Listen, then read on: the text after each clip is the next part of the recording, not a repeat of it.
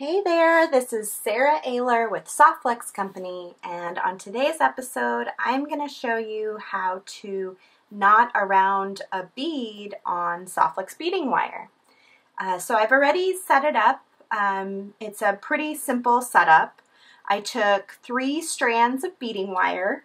2 of them were 20 inches long, 1 of them was 15 inches long. The 15-inch wire is running down the center and the 2 20-inch wires are running to the side.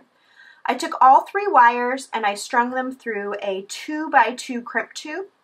I was using the 0.014 inch Soft Flex, and I'm using it in a black color, but by all means you could use lots of different colors. There's copper, brass, bone, white, silver, gold, champagne, brass. So lots of different bronze, lots of different options in that 0.014. So I took all 3 strands, I strung them through a 2x2 crimp tube, a Soft Flex crimp tube, and then I passed through the clasp and went back into the crimp tube with all 3 strands. Yes, 6 strands of 014 will fit through a 2x2 crimp tube. The last strand will be a little tight, but it does go through. I went ahead and crimped it. I just used the regular crimping pliers. You can learn about using those on many of our other videos, but there specifically is one about crimping that we will link to this video so that you can take a look at that if you've never crimped before. So I went ahead and crimped. I trimmed off my excess wires, and then all I did was take that clasp, which is a toggle ring, and I just slid it above the 3 on this mini macrame board, so that'll hold my wire in place at the top. And then I took this bottom wire, or middle wire that was shorter. I strung 20 beads. These are a larger size bead. I wanted to look and see if I can find my ruler so that I can measure those for you.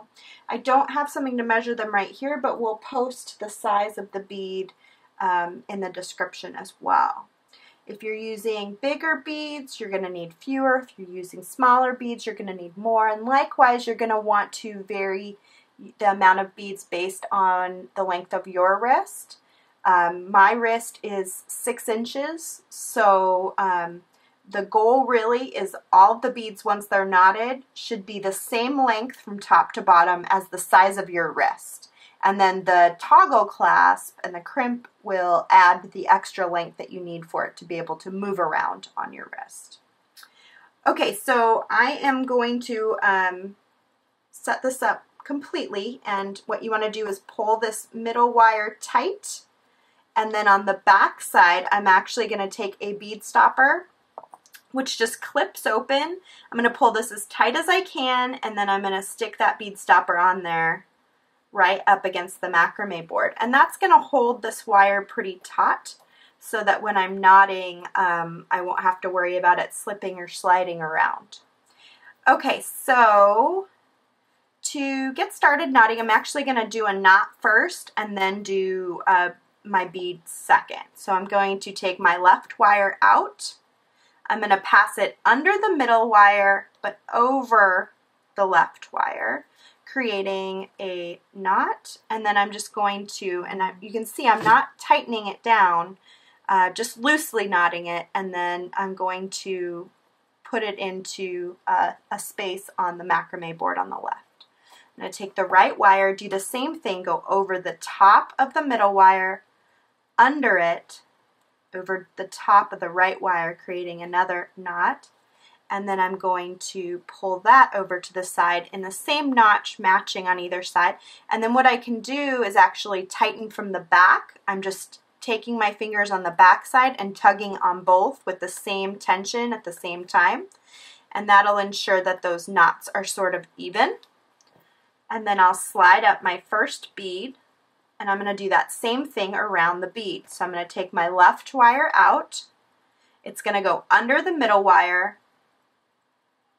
and over the left wire. I'm going to gently pull that knot up and then find the notch to the left. And you're gonna, as you go down, you're gonna match the notch that is near where you're at on the beads. So when I'm down here knotting, I'm gonna choose the 3-inch notch over here. I'm taking my right one up. I'm gonna go across the top of the middle wire, underneath, and then pass through that circle that it creates.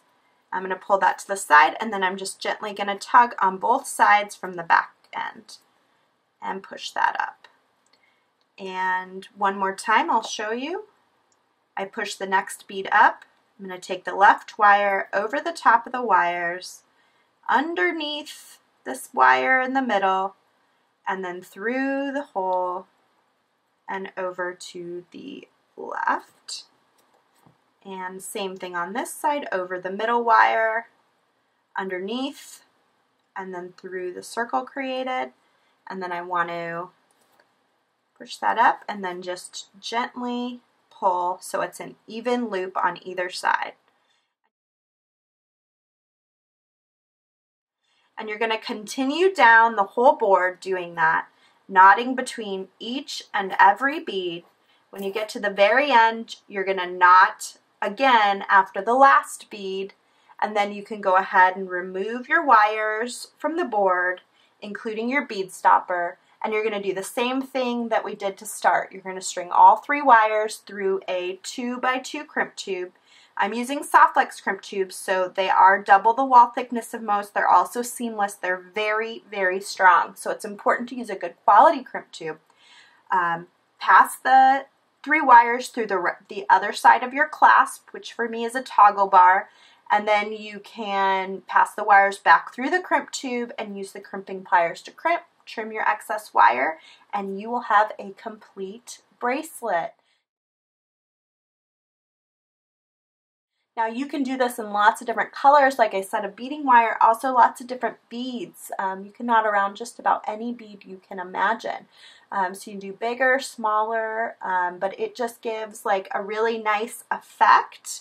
And you'll see in the close-up picture that we posted, and we'll make sure that we post it on the blog as well, that you can just really add something to the design by using the wire as a component in the design rather than just stringing the beads. It'll make this design a little bit more unique. So thank you for your time today. If you enjoyed this video, please do click to subscribe to our YouTube channel. You can also follow us on Facebook. We post videos in both places about once a week. And if you would like to learn more about our products, our beading wire, our crimps, our crimping pliers, and such, you can always visit our website, which is www.softflexcompany.com.